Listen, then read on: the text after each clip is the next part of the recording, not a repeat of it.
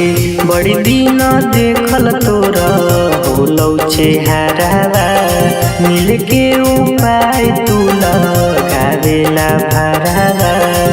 बड़ी दिन देखल तोरा होलौ चेहरावा मिल के उपाय तू लगावेला भरावा। कल करबौ खोल के रखी हो मोबाइलवा।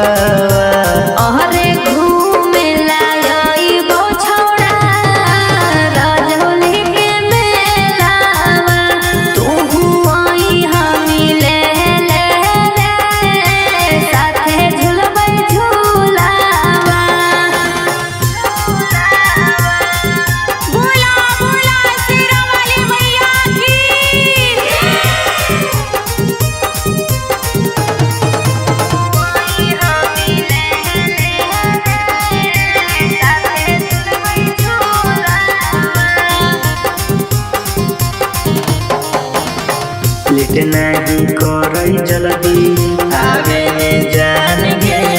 सूट पहनले रहबो ललकी ली हो पहचान रे। लेट नहीं करई जल्दी आवे जान गे। सूट पहनले रहबो ललकी ली हो पहचान रे। देबो खिलाई जाट छोला।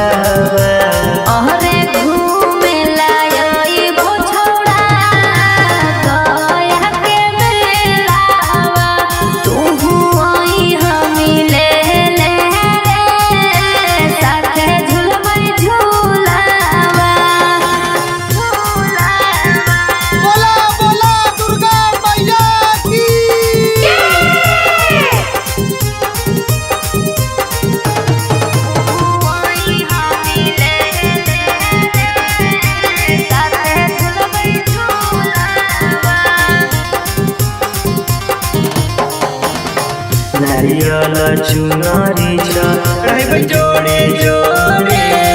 सहकल दीप कलो माई से मंगले तोरे। नारियल चुनरी